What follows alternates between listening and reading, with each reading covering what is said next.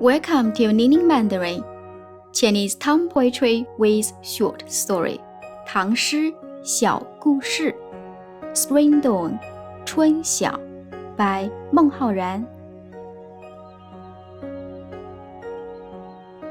春眠不觉晓，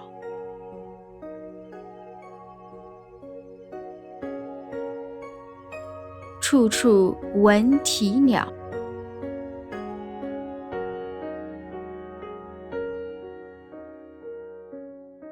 夜来风雨声，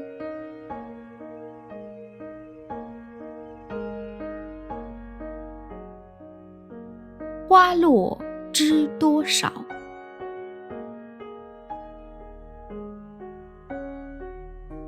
Now let's enjoy the story in modern Mandarin.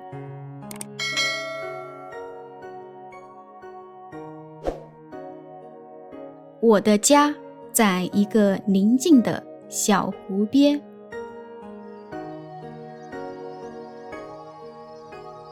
春天的时候，湖边有绿色的柳树，还有粉色的桃花。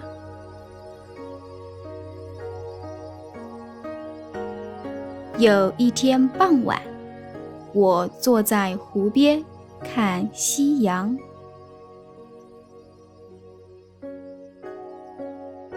到了晚上，起了微风，也下起了小雨，我很早就睡了。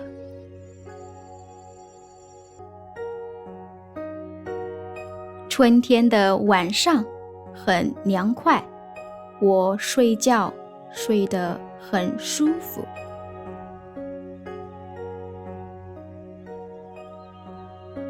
第二天早上，我不知不觉地醒了。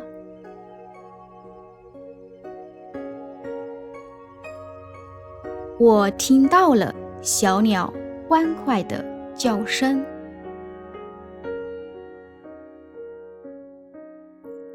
我推开门，走到湖边看日出。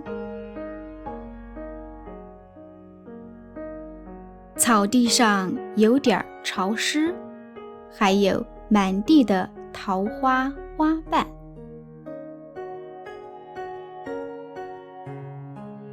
看来是被昨天晚上的风雨吹落的。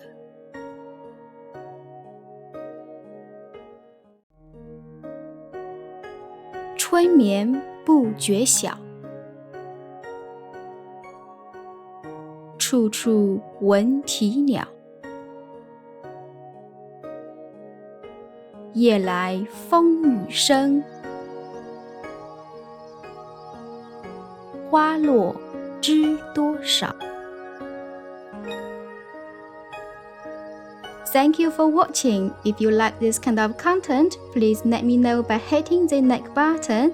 Also, stay tuned and subscribe my channel so that you don't miss out any of them.